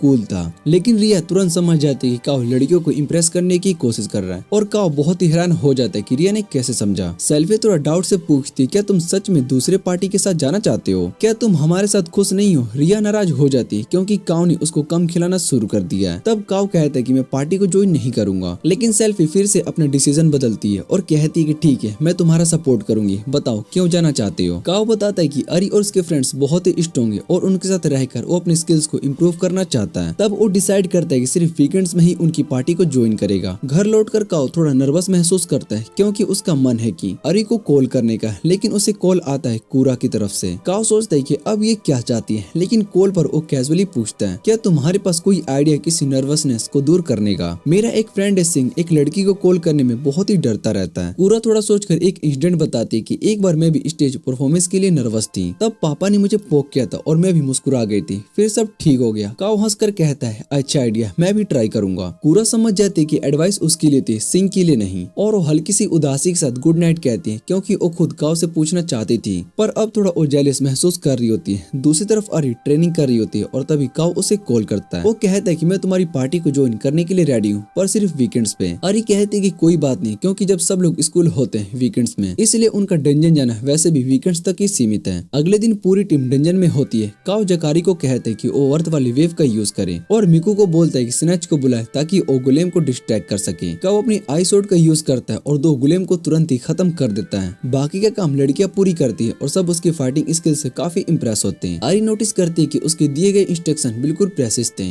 इससे लगता है कि वो नॉर्मली अकेले ही एक्सप्लोर नहीं करता। तभी उसका पेट गुर गुर करता है और सब लोग लंच के लिए रुक जाते हैं। काओ उनका लंच देखकर बहुत ही हैरान हो जाता है। सब कुछ इतना फैंसी होता है कि उसे समझ में आ जाता है कि ये लोग किसी और ही लेवल पर हैं। अगले दिन वो लोग 8th फ्लोर फ्लोर की तरफ बढ़ते हैं और काओ लाइफ जैकेट पहना होता है। अरी थोड़ा टाउन करते हुए पूछती है कि तुम्हें स्विमिंग नहीं आती क्या? काओ बताता है कि इस जगह पर पानी वाले मॉन्स्टर होते हैं और कई जगह पर सबमर्ज्ड है, तो वो बस प्रिपेयर्ड रह रहा है। साथ ही वो कहता है कि लाइफ जैकेट में मैजिक रेजिस्टेंस भी होती है। स्नेच आगे चलता है और एक एनिमी डिटेक्ट करता है। एक एक्सोलोन लैब उसके सामने आता है और एक एसिड स्प्रिट करता है जो सीधा काओ के जैकेट पर गिरता है और उसका जैकेट तुरंत ही डिस्ट्रॉय हो जाता है। काओ अब भी यकीन नहीं कर पाता है कि उसका जैकेट चला गया। तभी मॉन्स्टर एक और अटैक करता है जिससे वो मुश्किल से डोज करता है और मिका अपने क्रॉसबो से उसे उड़ा देती है। आगे बढ़ने पर एक और ग्रुप मॉन्स्टर से टकराता है और एक और क्यूपिड चियो को पकड़ लेता है और उसे पानी में फेंक देता है। चियो पैनिक करता है लेकिन अरी चिल रहते हुए कहती है कि बस खड़े हो जाओ। तब सब रियलाइज करते हैं कि चियो को सच में स्विमिंग नहीं आती। जैसे ही उनका ग्रुप एक स्वन और फिश से लड़ता है, काओ की गन का एमो खत्म हो जाता है। तब वो अरी का वेपन कॉपी करता है अपने स्किल से और फिश को काटना शुरू कर देता है। पूरा ग्रुप फिश को मार देता है लेकिन काओ का माना खत्म हो जाता है और वो बेहोश हो जाता है। जब उसकी आंखें खुलती है तो वो देखता है कि वो अरी के गोद में। वो तुरंत ही उठ जाता है और थोड़ा ऑकवर्ड फील करता है। उसे पता चलता है कि उसका मन रिकवर हो चुका है और अरी बताते कि उसने उस पे एक मैजिक पोशन यूज किया। काओ सॉरी फील करता है क्योंकि वो पोशन शायद से काफी महंगा होगा, लेकिन अरी कहती है कि इट्स ओके, हम एक पार्टी है, दूसरे की हेल्प करनी चाहिए। मिका बताते कि उन्होंने फिश से काफी वैल्यूएबल कोर्स भी कलेक्ट कर लिए। तभी स्नेच कुछ महसूस करता है। एक जाइंट डायनासोर बॉस मॉन्स्टर सामने आता है। काओ तुरंत कहता है कि सब पीछे हटो। ग्रुप भागना शुरू कर देता है लेकिन मॉन्स्टर उनका पीछा करता है और एग्जिट के पाथ पर बड़े बड़े पत्थर गिर जाते हैं। काओ कहता है कि लड़ना तो पड़ेगा। वो सबको बताता है कि कैसे अटैक करें, लेकिन जब सब उसके इंस्ट्रक्शन को फॉलो करते हैं तो मॉन्स्टर पर कोई असर नहीं होता। काओ मॉन्स्टर को डिस्ट्रैक्ट करता है और उसके पीछे से जाकर स्वॉर्ड से स्टैब कर देता है, लेकिन उसे लगता है कि ये काफी डैमेज नहीं दे रहा है। इसी बीच अरी मॉन्स्टर की बैक पर चढ़ जाती है और उसके हेड पर स्ट्राइक करती है, लेकिन अटैक इफेक्टिव नहीं होता और मॉन्स्टर उसे जमीन पर फेंक देता है। काओ तुरंत उसके पास जाता है लेकिन अरी कहती है कि मैं ठीक हूँ, मुझे हीरो बनना है। काओ को लगता है कि सिचुएशन काफी खराब हो रही है तो वो सोचता है कि उसे सेल्फी और रिया को बुला लेना चाहिए। मॉन्स्टर बाकी दोनों लड़कियों पर अटैक करने वाला होता ही है कि तभी काओ अपना क्रिस्ट एक्टिवेट करता है और सेल्फी और रिया तुरंत अपीयर हो जाती है। वो उनसे माफी मांगता है कि उन्हें बिना बताए तुरंत बुलाना पड़ा, लेकिन कहता है कि बॉस को हराना जरूरी है। दोनों अपने पावरफुल स्पेल का यूज करती है और मिलकर उस जाइंट बॉस को खत्म कर देती है। काओ उनका शुक्रिया अदा करता है लेकिन रिया थोड़ी जेलस हो जाती है क्योंकि वो देखती है कि काओ दूसरी लड़कियों के साथ ज्यादा टाइम बिता रहा है। तब मिका आगे बढ़कर सोफी को हक कर लेती है और उसे क्यूट कहकर और अरी और रिया को पसंद करने लगती है। काओ उन सभी से माफी मांगता है कि उसने इन सर्वेंट्स के बारे में अभी तक उन्हें कुछ भी नहीं बताया था, लेकिन मिका कहती है कि इस नए रिश्ते को सेलिब्रेट करने के लिए सबको एक साथ बाथ लेना चाहिए। सब एक साथ बाथ हाउस आ जाते हैं जहाँ पर अरी अमेज्ड रहती है ये देख कर कि काओ के पास एक एंजल और एक डीमन सर्वेंट दोनों हैं। लड़कियां आपस में काफी कंफर्टेबल हो जाती है और काओ उनसे थोड़ा अलग स्नेच के साथ चुप कर बैठा होता है। उसके बाद अरी और मिका घर लौट जाती है और काओ अरी के साथ अकेला रह जाता है। वो सोचता है अरी के हीरो बनने की चाह के बारे में, तो अरी उसे बताती है कि उसने बचपन से ही हीरो बनने का सपना देखा था। उसने अपने फादर से बचपन में पूछा था कि स्ट्रॉन्ग बनना क्यों जरूरी होता है, तो उसके पापा ने जवाब दिया था कि ताकि हम उन लोगों को प्रोटेक्ट कर सके जिनको हम प्यार करते हैं, और जो लोग ये कर पाते हैं वही असली हीरो होते हैं। यही वजह थी कि अरी ने डंजन एक्सप्लोर बनने का फैसला किया। वो उसे बताते कि उसकी यूनिवर्सिटी में ओपन वीकेंड और उसमें इनवाइट करती है, वो भी चले। काओ अपने दोस्तों को बताता है लेकिन वो लोग सजेस्ट करते हैं कि काओ के साथ जाना चाहिए। उसे लगता है कि ये इम्पॉसिबल है, लेकिन तभी काओ और उसकी फ्रेंड्स उसकी बात सुन लेती है। तो हिम्मत करके काओ से पूछते क्या उसके साथ ओका यूनिवर्सिटी चलेगी। पूरा बहुत ही खुश हो जाते ये सुनकर कि काओ उसकी यूनिवर्सिटी में इंटरेस्ट ले रहा है और वहाँ कह देती है। उसके दोस्तों ने पहले ही प्लान बना लिया होता है कि वो बिजी होने का ड्रामा करेंगे ताकि काओ और कुरा को अकेला वक्त मिल सके। वीकेंड आता है और काओ बहुत ही सरप्राइज्ड हो जाता है जब वो देखता है कि कुरा ने वही आउटफिट पहना होता है जो उसने सिलेक्ट किया था। वो दोनों ट्रेन लेकर ओका यूनिवर्सिटी आ जाते हैं। ट्रेन में कुरा उसे थोड़ा पास बैठने के लिए कहती है और उसे थैंक यू बोलती है इवेंट के लिए इनवाइट करने के लिए। काओ जानता है कि कुरा हमेशा से कैंपस देखना चाहती थी, लेकिन अब वो खुश है कि उसके साथ रह पा रही है। काओ के दिमाग में ये चल रहा होता है कि शायद से ये डेट कैसा लग रहा है, लेकिन फिर भी उसे लगता है कि शायद से कुरा उसके लिए कुछ फील नहीं करती। कुरा बहुत ही एक्साइटेड होती यूनिवर्सिटी देखकर, लेकिन तभी काओ के फ्रेंड्स सच में आ जाते हैं। काओ बहुत ही हैरान होता है कि वो यहाँ पर क्या कर रहे हैं, क्योंकि उसे पता होता है कि वो लोग दूसरी यूनिवर्सिटीज में इंटरेस्ट रखते हैं, लेकिन वो कहते हैं कि वो बस इवेंट देखने के लिए आए हैं और प्रॉमिस करते हैं कि वो उनकी प्राइवेसी में इंटरफेयर नहीं करेंगे। काओ एक एक्सप्लोरर एड देखता है और कुरा से पूछता है कि क्या उसे अफसोस हो रहा है कि वो डंजन में रही है, लेकिन काओ कहता है कि उसे खुशी है कि वो कुरा के साथ टाइम बिता पा रहा है और आज के लिए वो डंजन को भूलना चाहता है। वो सब एकेडमी पहुंचते हैं और काओ के दोस्त कैंपस को देख कर कहते हैं कि ये जगह कितनी सुंदर लग रही है। कुरा काओ को चेरी ट्रीज के बारे में बताती है कि जब वो यहाँ पर इनरोल करेंगे तो वो चेरी ब्लॉसम के नीचे वॉक करेंगे। काओ उस खूबसूरत पल का ख्याल करता है जो कि कुरा के साथ बिताएगा, लेकिन कुरा उसके के अजीब बिहेवियर को महसूस कर लेती है। काओ सोचता है कि अभी सपने देखना जल्दी होगा, उसे अपने ग्रेड्स प्रूफ करने हैं और रिसेप्शन एरिया में पहुंचता है जहाँ पर अरी उसका इंतजार कर रही होती है। वो काओ के दोस्तों से पूछती है और वो जल्दी अपने आप को इंट्रोड्यूस करते हैं। अरी सोचती है कि क्या कुरा काओ की गर्लफ्रेंड है और काओ समझाता है कि वो सिर्फ दोस्त हैं। अरी कहती है कि वो कैंपस घूम सकते हैं और बाद में उन्हें टूर भी देगी, फिर वो चले जाते हैं। अरी कहते वक्त कुरा को बहुत ही अजीब लगता है और वो सोचती है कि उसके दिल को थोड़ा सुकून क्यों मिला। काओ के दोस्त अरी के बारे में पूछते हैं और वो बताता है कि वो डंजन में मिले थे और अरी ने उसे इवेंट के बारे में बताया था। लेकिन कुरा थोड़ी परेशान नजर आती है क्योंकि अरी ही वजह है कि काओ कैंपस आया। वो उसे याद दिलाते कि वो डंजन के बारे में नहीं सोचेगा। काओ के दोस्त उसे खींच कर लेकर जाते हैं और वो कहते कि वो फूल लेने के लिए जा रहे हैं। वो उससे पूछती क्या उसने अरी के साथ पार्टी बनाई है और वो जलन में है कि अरी ने उससे मुलाकात की। लेकिन वो जानते हैं कि कुरा उसके लिए फिक्रमंद है क्योंकि वो बार बार डंजन जाता है। वो उसे समझाते कि कुरा के सामने अपनी बातें संभाल के रखे। वो ऑडिटोरियम देखने के लिए जाते हैं और उसे देखकर बहुत ही हैरान हो जाते हैं कि ये कितना बड़ा है। कारू बताते हैं कि स्टूडेंट्स टैबलेट से क्लास अटेंड करते हैं। काओ रेफ्रिजरेटर देखता है जिसे देखकर उसे डंजन वाले डिवाइसेस याद आ जाते हैं, लेकिन उसके दोस्त इसे बेवकूफ कहकर चुप करवा देते हैं। वो दूसरे फैसिलिटीज भी चेक करते हैं और वो सोचते हैं कि ये सब कितना परफेक्ट है। लेकिन काओ के दोस्त सोचते हैं कि उनके ग्रेड्स यहाँ इनरोल होने के लिए काफी नहीं है। काओ भी सोचता है कि वो भी अंडर अचीवर है, इसलिए वो मेहनत करेगा क्योंकि वो कुरा के साथ इसी स्कूल में पढ़ना चाहता है। लेकिन दोस्त पूछते हैं कि ट्यूशन फीस कैसे भर पाएगा, वो बहुत ही महंगी है। वो बताते हैं कि वो डंजन एक्सप्लोर करेगा पैसा कमाने के लिए, लेकिन फिर कुरा सुन लेती है, इसलिए वो कहता है कि वो पार्ट टाइम जॉब करेगा। फिर वो फिर से कुरा के साथ एक खूबसूरत पल का ख्याल करता है। लेकिन तब अरी और मिकू आ जाते हैं और वो दोनों को अपने दोस्त से मिलवाता है। कुरा पूछती कि वो दो लड़कियां उससे कैसे मिली और वो झूठ सोचता है क्योंकि सच नहीं बता सकता। लेकिन लड़कियां बता देती है कि वो डंजन में मिली है तो कुरा उदास हो जाती है। वो पूछती कि वो इतना पेल क्यों लग रहा है। अरी सबको कैफेटेरिया में लंच के लिए इनवाइट करती है और सब एक साथ खाना खाने के लिए जा रहे होते हैं। और काओ के दोस्त को फूड देखकर लगता है कि काफी टेस्टी है, लेकिन अरी कहती है कि ये काफी सस्ता होता है और ड्रिंक्स का रिफिल भी फ्री में ही है। सब खाना खाना शुरू करते हैं और टेस्ट देखकर सब बहुत ही हैरान हो जाते हैं। सभी को लगता है कि ओका एकेडमी बेस्ट है। खाने के बाद कुरा काओ के साथ सबके लिए ड्रिंक्स लेने के लिए चली जाती है। तब हायाको लड़कियों से पूछते हैं क्या वो किसी एक्सप्लोरर ओगामा को जानता है। लड़कियां बताती है कि उन्हें वो पसंद नहीं है क्योंकि वो इंस्ट्रक्टर होने के बावजूद काफी ज्यादा स्ट्रिक्ट है। हायाको उसका फनी इमिटेशन करता है जिसे देखकर सब हंस पड़ते हैं। फिर लड़कियों को पता चलता है कि ये लड़के भी एक्सप्लोरर हैं। हायाको बताता है कि वो लाइसेंस्ड एक्सप्लोरर है लेकिन अब डंजन जाना छोड़ दिया। वो बताता है कि कॉलेज के लेक्चर्स के दौरान वो जानते थे इसलिए तुरंत बातें मिस कर दी। एक बार उसने एक पोशन यूज किया था लेकिन उसका इफेक्ट नहीं हुआ क्योंकि अगर कोई आइटम यूजर से 3 किलोमीटर से ज्यादा दूर हो डंजन से तो उसकी पावर कम हो जाती है। अरी समझती कि इसलिए डंजन पार्क एंट्रेंस के आसपास 3 किलोमीटर का एरिया बनाया गया है जहाँ रिसर्चर्स आइटम को टेस्ट करते हैं। उसने ये भी बताया था कि पार्क के अंदर कुछ स्ट्रिक्ट रूल को फॉलो करने पड़ते हैं। लड़कों को लगता है कि ये जगह हैंग आउट के लिए भी काफी ज्यादा अच्छी है। तभी काओ वापस आता है कुरा के साथ और सबको ड्रिंक्स देता है। कुरा थोड़ा सोचती है कि सब लोग डंजन में जाना इतना एंजॉय क्यों करते हैं। उसके बाद वो स्विमिंग पूल को विजिट करते हैं और काओ को याद आता है कि जब कुरा ने उसे डूबते हुए देखा था और एक भटकते कुत्ते से उसे प्रोटेक्ट किया था।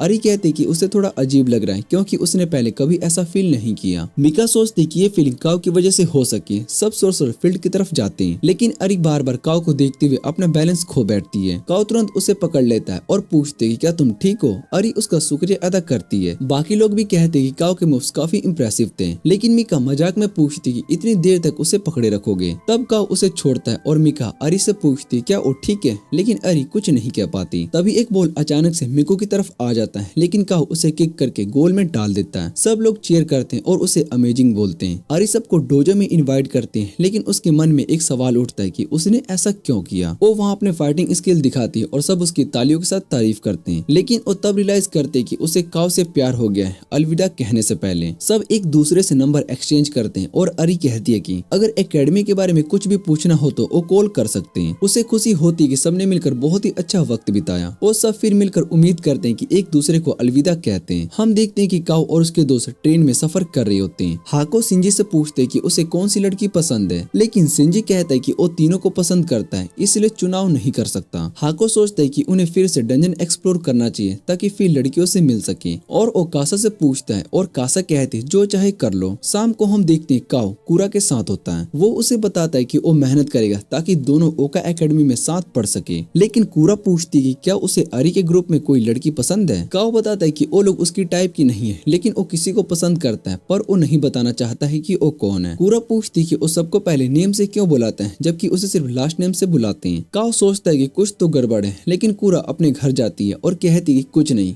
काव नहाते हुए सोचता है कि कूरा नाराज क्यों लग रही है और उसे समझ में आता है कि वो जलन कर रही है, लेकिन वो सोचता है कि ये मुमकिन नहीं है क्योंकि सैसे कूरा उसे पसंद नहीं करती। वो सेल्फी और रिया को याद करता है और वो सोचता है कि उन्हें समन नहीं किया, सैसे वो नाराज होंगी। वो सोचता है कि जब वो उनसे मिलेगा तो क्या कहेगा। काव उन्हें अपने मैजिक कोर देता है, लेकिन रिया याद दिलाते कि वो उन्हें छोड़कर चला गया था। काव बताता है कि उसे स्कूल इवेंट में जाना था और वो हर एक को 3 कोर्स देना चाहता है, लेकिन वो लोग कहते हैं कि ये काफी नहीं है, उन्हें 200 कोर्स चाहिए। तभी एक रेयर स्लाइम उनके पीछे आ जाता है। काव कहता है कि उसे अटैक करना चाहिए, लेकिन रिया अपनी स्पेल से स्लाइम को ब्लास्ट कर देती है और वो 10 कोर्स देने का फैसला करता है। वो लोग माफ कर देते हैं और कहते हैं कि अगली बार छोड़कर मत जाना। अगली बार उस स्लाइम के ड्रॉप्स हुआ एक आइटम देखता है। वो उसकी स्टेट्स को चेक करता है और समझ जाता है कि ये इनविजिबल पावर्स यूज करने का आइटम है। वो इसे ट्राई करता है, लेकिन कुछ भी नहीं होता। सोचता है कि सैसे पावर इनविजिबल है। वो पानी पर अटैक करता है और इम्पैक्ट देखता है, लेकिन सोचता है कि ये मोस्टर से लड़ने के लिए वीक है, इसलिए वो इसे पानी सोर्ड के साथ कंबाइन करता है और पानी को 2 हिस्सों में काट देता है। उसे समझ में आता है कि वो अपनी आइस को कंट्रोल कर सकता है। तब अरी और उसका ग्रुप अपीयर होते हैं और वो अरी को बताता है कि वो यूनिवर्सिटी जाना चाहता है, लेकिन सोचता है कि उसके ग्रेड्स अच्छे नहीं है। अरी उसे ट्यूटरिंग ऑफर करती है। वो पूछते है कि क्या कूरा भी उनके साथ ज्वाइन कर सकती है और वो मंजूर करती है। अरी के दोस्त भी कहते हैं कि वो भी ज्वाइन करेंगे, लेकिन उसके सर्वेंट्स जलन करते हैं, इसलिए उन्हें और कोर्स देता है ताकि वो खुश हो जाएं और लड़कियां उन्हें क्यूट कहती है। वो लोग 9th फ्लोर पर पहुंचते हैं, जहां पर सेल्फी कहती है कि वो एक पावरफुल मोस्टर का सेंस करती है। सब थोड़ी देर के लिए चुप हो जाते हैं, समझ में नहीं आता कि क्या करें, क्योंकि अब पीछे हटने का कोई रास्ता नहीं था।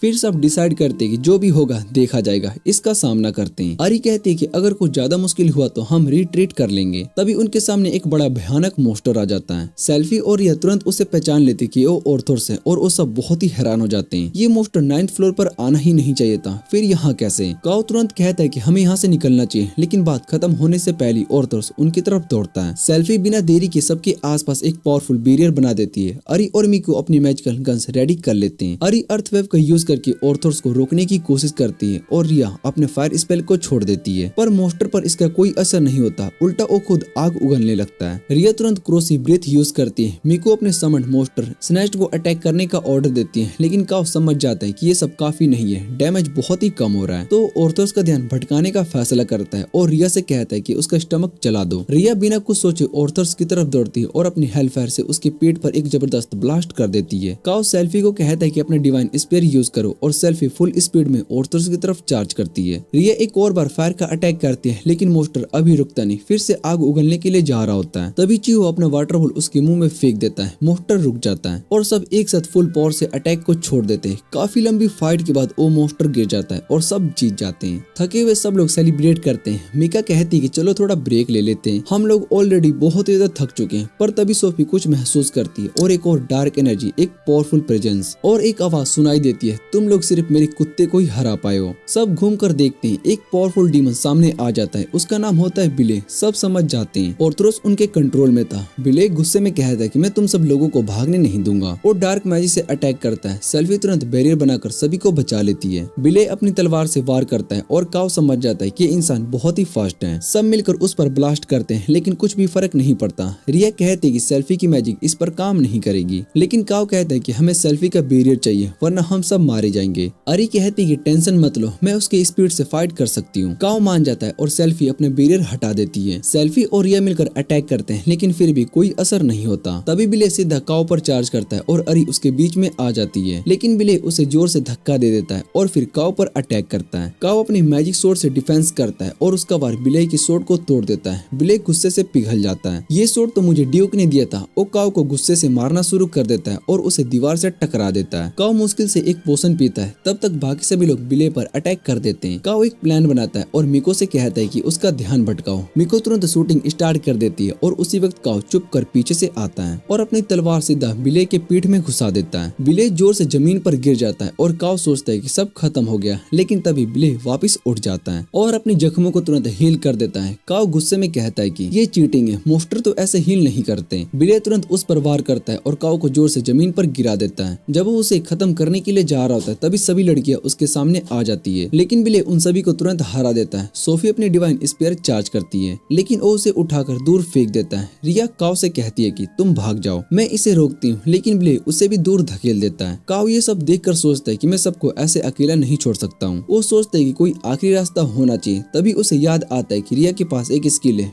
ब्यूटी ऑफ ग्लूटनी, एक ऐसी स्किल जो कि किसी के हेल्थ को ऑब्जर्व करके अपनी पावर को बढ़ा सकती है। काओ उसे कहता है कि इसका यूज करो। रिया कहती है कि अगर मैं तुम्हारी लाइफ फोर्स छूती हूँ तो तुम मर भी सकते हो, पर काओ मुस्कुराता है और कहता है कि मुझे तुम पर पूरा भरोसा है। रिया स्किल एक्टिवेट करती है और धीरे धीरे वो अपनी अडल्ट फॉर्म में ट्रांसफॉर्म हो जाती है। उसका चेहरा, उसका ऑरा सब कुछ अलग लगता है। वो बताती है कि उसने अपने लेवल्स रिस्टोर कर लिए, लेकिन अभी भी अपनी फुल पावर पर नहीं है। बेलिया फिर से डार्क मैजिक कास्ट करती है, लेकिन इस बार कुछ भी नहीं होता। रिया ठंडे लफ्जों में कहती है कि तुम मेरे लेवल के आसपास भी नहीं हो, मैं वाइस काउंट क्लास की डेविल हूँ। बेलिया शौक में पूछते है कि तुम यहाँ पर क्या कर रही हो। रिया कहती है कि मैं उन लोगों के लिए तुम्हें सजा देने के लिए आई हूँ जिनको तुमने चोट पहुंचाई है। उसके बाद वो अपना गोड क्लियर स्पेल कास्ट करती है और उसके पावरफुल अटैक से बेलिया का पूरा शरीर धुंध हो जाता है। सब कुछ खत्म हो जाता है। काओ जमीन पर गिरता है, थोड़ा सा हंसकर कहता है, लगता है कि मैं अब मर जाऊंगा। रिया उसे देखती है और कहती है कि मुझे एक बात बताओ, क्या तुम्हें मेरी अडल्ट फॉर्म पसंद आई। काओ थोड़ा शर्माता है लेकिन कहता है, तुम अमेजिंग लग रही हो, मैं तुमसे हमेशा अच्छे से बिहेव करूंगा। रिया मुस्कुराती है और अपने ओरिजिनल फॉर्म में वापस आ जाती है। सब कुछ ठीक हो जाता है। काओ महसूस करता है कि उसका लेवल बढ़ गया और उसे एक नई स्किल मिली है, पेन रेजिस्टेंस। वो सोचता है कि अच्छा है, अब मैं रिया की ब्यूटी ऑफ ग्लूटनी भी झेल सकता हूँ। बाकी सब लड़कियां भी बताती कि उनका भी लेवल अप हो गया है। काओ कहता है कि ये सब डिजर्व करते हैं क्योंकि हम मरने ही वाले थे। सब डिसाइड करते हैं कि आज का दिन यहीं पर खत्म कर देते हैं। काओ देखता है कि ऑर्थोस ने एक मैजिक कोर छोड़ा है, लेकिन वो सोचता है कि ये कितना बड़ा क्यों है। उसे बिलाई का सर्वेंट कार्ड मिलता है। वो सबसे पूछते कि इसका क्या करें। लड़के कहते कि तुम ले लो, लेकिन काओ कहता है कि मुझे नहीं चाहिए,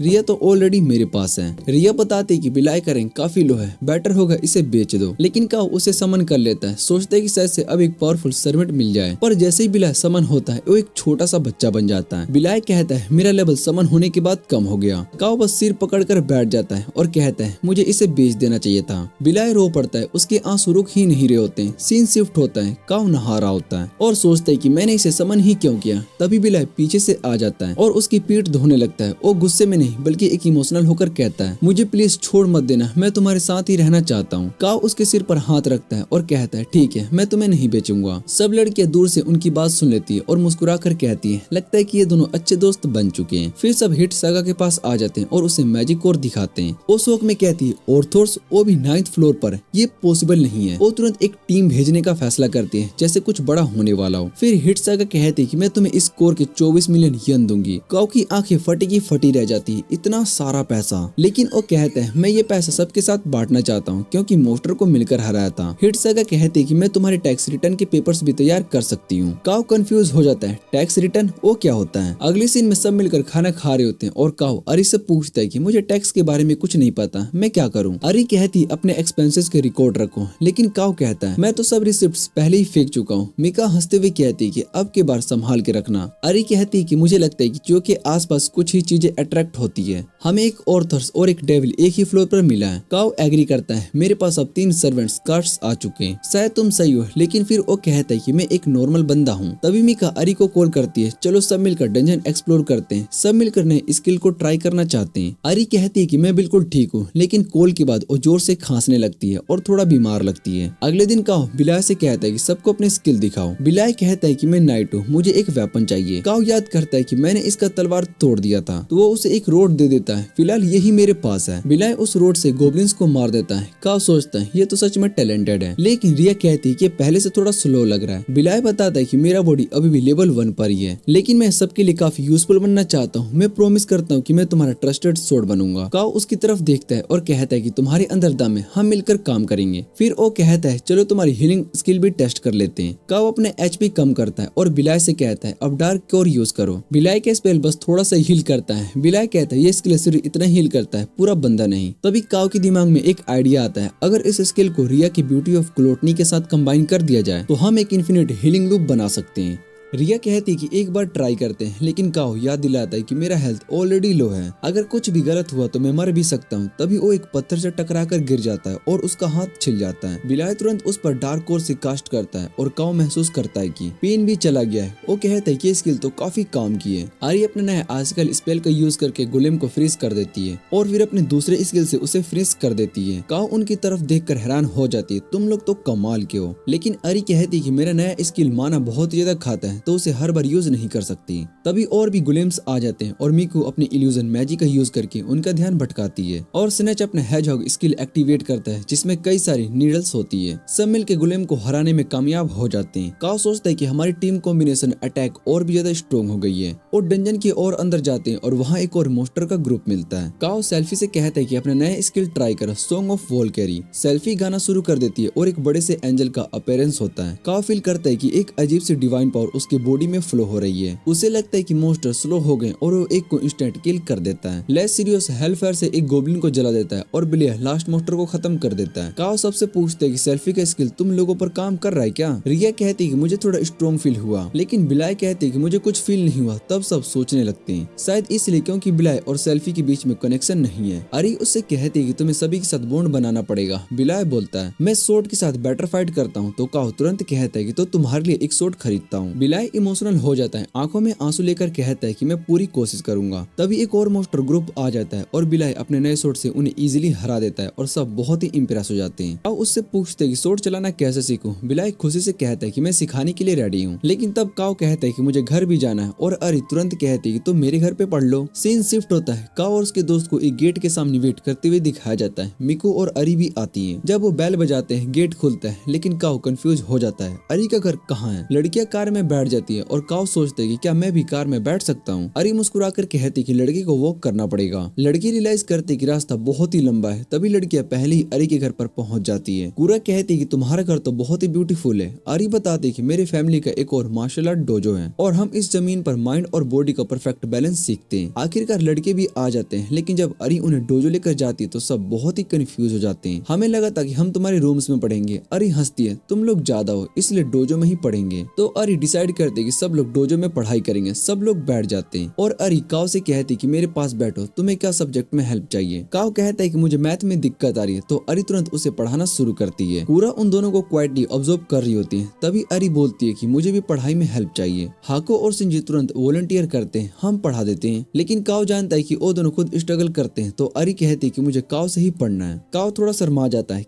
क्या बोल रही हो? उसके दोस्तों ने तुरंत छेड़ना शुरू कर दिया। हाय हाय, तुम दोनों के बीच तो कुछ चल रहा है। काओ तुरंत कहता है कि नहीं सिर्फ हम अच्छे दोस्त हैं। लेकिन अरी के चेहरे पर एक हल्का सा जलन दिख रहा होता है। तभी वो सबसे कहती है कि चलो वाटरफॉल चलते हैं, थोड़ा माइंड काम करना चाहिए। लड़कियां मेडिटेशन शुरू करती है और कूरा कहती है कि मेरा मन इतना शांत लग रहा है। काओ उसकी तरफ देखता है और सोचता है कि कितनी प्यारी लग रही है। अरी लड़कियों से कहती है कि अब तुम्हारा नंबर है। लड़के वाटरफॉल के नीचे मेडिटेशन करते हैं, लेकिन उन्हें बिल्कुल भी मजा नहीं आता। पानी का प्रेशर उन्हें थका देता है। बाद में सब लड़के थके हुए होते हैं, लेकिन लड़कियां हंसी मजाक में कहती है ये जगह तो कमाल की है, यहाँ पर दोबारा पढ़ाई करते हैं। फिर सब वापस से डंजन में जाते हैं और लो सीरियस काओ को डांटता है, वाटरफॉल में टाइम वेस्ट क्यों किया। लेकिन अरी स्माइल करती है और कहती है कि मजा आ गया, आज तो हम 10th फ्लोर तक पहुंचना है। मिका उससे कहती है कि ज्यादा ओवरमेट मत करना है, लेकिन अरी कहती है कि आजकल सब कुछ इतना एक्साइटिंग लग रहा है, मैं हीरो बनना चाहती हूँ। तभी अचानक मोस्टर आ जाते हैं। सेल्फी तुरंत song of wall carry activate करती है। अरी मोस्टर को फ्रीज करती है और सब मिलकर उन्हें खत्म कर देते हैं।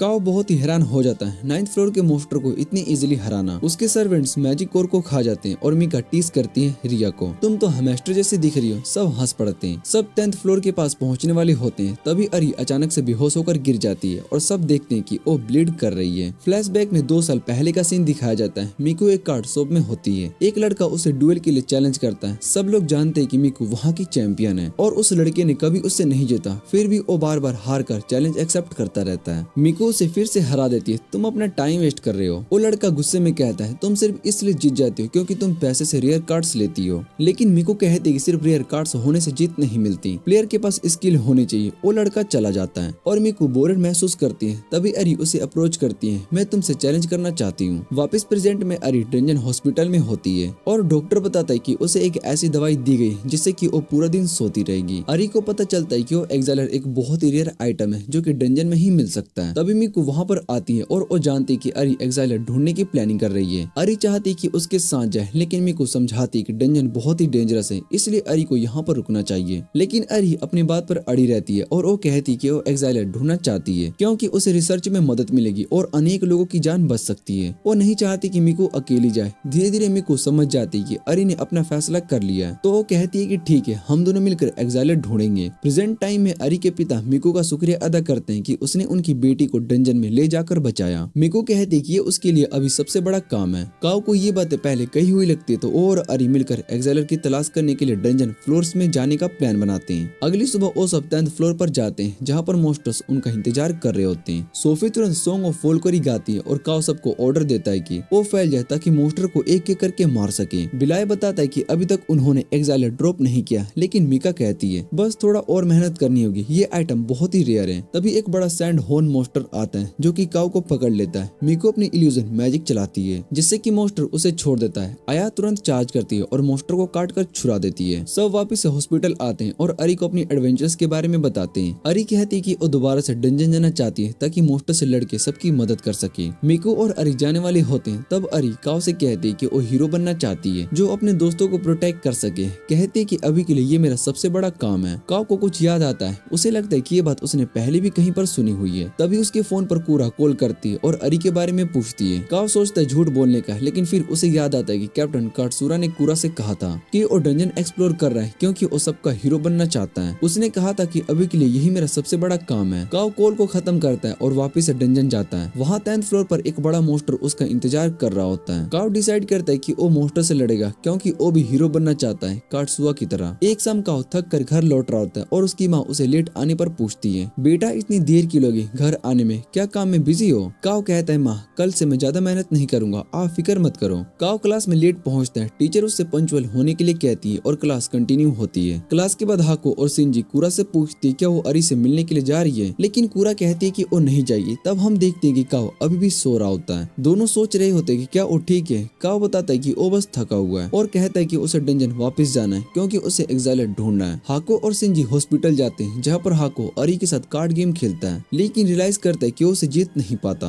अरी बताती है कि काओ उसे हमेशा से मैसेज भेजता रहा है, लेकिन वो सोचती है कि काओ कभी उसे मिलने के लिए क्यों नहीं आता। शायद इसीलिए क्योंकि कैप्टन काकी के साथ जो भी हुआ काओ उसके साथ संबंध हो। अरी ने एक किताब पढ़ी होती है डंजन के इतिहास पर, जिसमें उसने देखा होता है कि काओ और कैप्टन काकी के परिवार का नाम सेम है और उनकी आंखें भी मिलती जुलती है। हयातो बताता है कि वो कासा का पिता है जो कि 41 फ्लोर तक जाने के बाद भी गायब हो गया था। अरी सोचती है कि शायद सेकुरा उससे मिलने के लिए नहीं जाती क्योंकि वो पार्क उसे अपने पिता की याद दिलाती है, लेकिन अरी मानती है कि वो अभी भी जिंदा हो सकती है, इसलिए उसे ढूंढना चाहती है। जब अरी ठीक हो जाती है तब हम डंजन वापस देखते हैं जहाँ पर काओ और उसके दोस्त लड़ाई के लिए तैयार हो रहे होते हैं। एक आग से जलती हुई स्विंग फिल्थी अपना गाना गाकर सभी को पावर देती है। मिकी अपनी इल्यूजन मैजिक से उसका ध्यान भटकाती है और अरी पीछे से अटैक करती है। मिको गोली चलाती है और काओ अपनी मैजिक तलवार से अंतिम वार करता है। सबको पता चलता है कि उन्होंने लेवल अप किया है और मॉन्स्टर ने एक मैजिक कोर गिरा दिया है, लेकिन काओ कहता है कि अभी रुकना नहीं है, उन्होंने डंजन की और अंदर जाना चाहिए। उसके बाद हिट्स गिया बताता है कि उन्होंने 4 मिलियन येन कमा लिए। काओ कहता है कि इस पैसे को 4 में बांट दो क्योंकि अरी अभी भी उनकी पार्टी का हिस्सा है। काओ घर वापस आता है, टीवी देखता है जिसमें हॉर्सेस बात करते हैं कि रेयर आइटम्स डंजन के गहरे हिस्सों में ही मिलते हैं। इससे काओ को लगता है कि अगर वो और गहरा जाए तो उसके चांसेस एक्साइलर मिलने के बढ़ जाएंगे। वो 12th फ्लोर के मॉन्स्टर के बारे में रिसर्च करता है। अगले दिन हम देखते हैं कि काओ क्लास में सो रहा होता है। उसके टीचर उसे डांटते हैं और क्लासमेट्स उस पर हंस रहे होते हैं। स्कूल के बाद वो जल्दी से डंजन जाने लगता है, लेकिन उसके दोस्त कहते हैं कि वो ज्यादा मेहनत ना करे और आराम करे। पूरा जानती है कि वो अरी के लिए ये सब कर रहा है, इसलिए वो उससे कहती है कि उसे आराम करना चाहिए, लेकिन काओ फिर भी डंजन जाने का फैसला करता है। सेल्फी देखकर समझ जाती है कि वो बहुत ही थक गया है। रिया उससे कहती कि अपने आप को इतना थकाए मत, लेकिन काओ कहता है कि वो सिर्फ थोड़ा आगे जाकर स्काउटिंग करेगा। वो 12th फ्लोर पर पहुंचते हैं और देखते हैं कि सब जगह एक बर्फ से ढका हुआ है। वो सोचने लगते हैं कि मॉन्स्टर कहाँ है क्योंकि वहाँ कोई मॉन्स्टर नजर नहीं आ रहा होता है। काओ सोचता है कि उन्हें वापस जाना चाहिए, लेकिन अचानक सेल्फी को कुछ अजीब लगता है। तभी उन्हें कई सारे जंगली सुअर तेजी से उनकी तरफ दौड़ते हुए दिखाई देते हैं। सेल्फी सबको बचाने के लिए एक बैरियर बनाती है और सब भागने लगते हैं, लेकिन सुअर उन्हें पकड़ रहे होते हैं, इसलिए उनके पास लड़ने के अलावा कोई रास्ता नहीं होता है। सेल्फी अपनी गाना गाकर सभी को पावर देती है और ये अपनी हेल्प फायर से मॉन्स्टर पर अटैक करती है। मॉन्स्टर्स उस आग के बीच से भागकर उन पर चार्ज कर देते हैं। तब बिले और चियो लड़ने लगते हैं और सेल्फी अपनी डिवाइन लाइटनिंग समन करती है। वो कई मॉन्स्टर को मार पाते हैं और यह और सेल्फी लेवल अप कर जाते हैं, लेकिन काओ फिर से अपना बैलेंस खो देता है और एक अटैक लग जाता है। सुअर उस पर इतने ज्यादा होते हैं कि उसकी हेल्थ 0 होने वाली होती है, लेकिन बिलाई उसे बचा लेता है। सेल्फी बताते हैं कि उन्होंने नए स्किल को हासिल किए। जब वो लेवल अप हुए तो वो अपने स्पेल को कास्ट करते हैं। मॉन्स्टर्स उन पर अटैक करते हैं, लेकिन वो दोनों अपनी पावर एक साथ छोड़ देते हैं, जिससे कि एक बड़ा एक्सप्लोजन होता है। बिले कहता है कि काओ बेहोश है तो उसका इलाज करता है, लेकिन काओ नहीं जागता। सेल्फी उसके बैग से पोषण ढूंढती है और उसे प्यार से पीने के लिए देती है, पर वो नहीं पीता। फिर वो अपने मुंह से पोषण को जोर से उसके अंदर डाल देती है। काओ की हेल्थ धीरे धीरे सुधरने लगती है और रिया भी उसका इलाज करती है। वो दोनों उसके हाथों को चूमते हैं और उसे जागने के लिए कहते हैं। काओ होश में आ जाता है, अपने सर्वेंट्स को धन्यवाद देता है, लेकिन अचानक फिर से गिर पड़ता है। हम उसे हॉस्पिटल में देखते हैं जहाँ पर डॉक्टर उसका इलाज कर रहे होते हैं। आरी और मिकू आते हैं और हिट से आकर पूछते हैं कि उसके साथ क्या हुआ। आरी बताती कि वो एक स्टैम्पेड में फंस गया था। डॉक्टर बताता है कि पोषण की वजह से उसका घाव ठीक हो गया, लेकिन उसे आराम करना जरूरी है। मिकू काओ से पूछती है वो ठीक है या फिर नहीं, तो वो कहता है कि वो डर गया था।